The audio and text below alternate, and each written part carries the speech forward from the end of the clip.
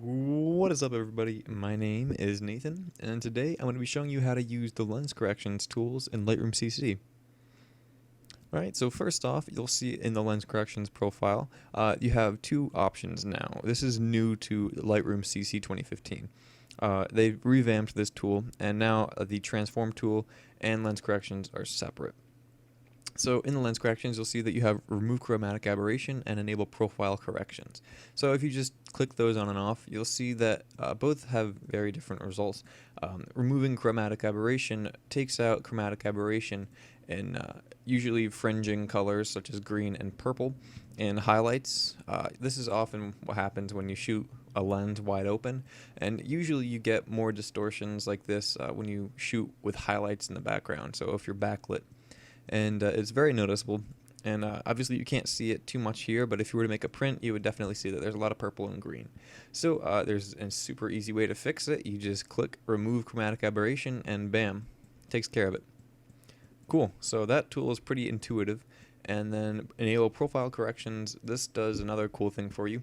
Usually when you take a picture, a lot of times a lens has distortion in it, and the distortions can either occur in one of two ways or both. There's a distortion which bows the edges. As you can see, this is with it off, and that's on. As you can see, it just kind of flattens out the image. A more extreme example would be if you had a wide angle lens.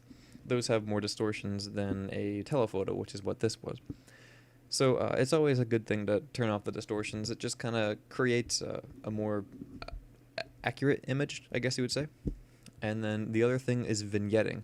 A lot of lenses do this, and a lot of times you'll get more vignetting when you're shooting against a sky, and you'll really notice it because, as you can see here, this is before the vignetting was addressed. As you can see, like, there's a really bright hot spot right back here, and the sun wasn't even there. It was just all a flat blue sky the day I shot this. And then with it on, it just kind of evens out. So I think both of those are great things.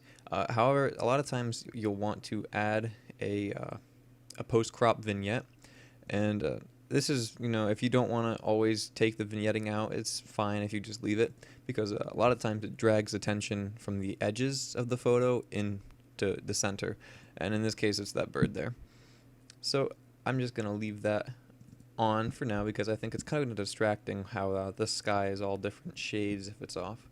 Alright, and then over here you'll see that in the manual tools you'll have the distortion manual controls. Usually you want to do this with constrain crop, because if you don't and you go this way, you'll see that you get these white borders just where it's trying to do the distortion. So I would just recommend doing constrain crop if you're gonna do this manually.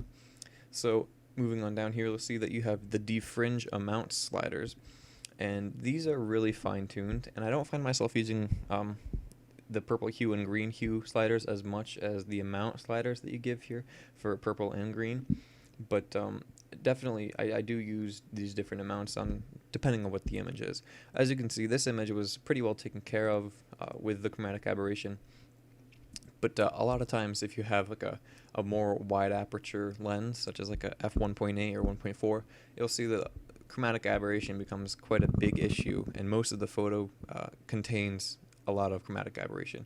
However, this photo isn't really the best example of that, but I can just briefly describe what these tools do. If you slide the amount on any of these any more than it was initially set to as 0, you'll get a lot more treatment applied to those colors in the image. And as you can see, it kind of makes a difference, but it's really nothing much with this kind of image. You'll have to get like a really good example of this. I don't really have one that would require a lot of this, but as you can see, it just kind of increases the amount that it defringes. So just to picture this whole thing being a purple fringe, and if you just slide this way up, it would treat the colors. Alright, and then down here, the green, as you can see, we did have some green in this photo on the opposite side, and then you can see if you slide the green up, it does the same exact thing for the purple as it does for green. So it's just another way to increase the amount that it defringes. Alright, and then down here you also have your vignetting slider. This is just another way that you can add a vignette, and if you don't want to, you don't have to. Not every photo could use it, but it just corrects the image, how it was taken. So I would recommend usually go ahead and start with this, and if you want to add a vignette, just do it down here in the effects tab and just add a vignette down there. So that's without it, and then this is with it in the effects tab. So as you can see, like, it's a very well corrected image now that we have these profile corrections on. So that's that tool, and I hope you learned something, and you can apply these techniques and things to take care of fringing and distortions in your own photos. Thanks for watching.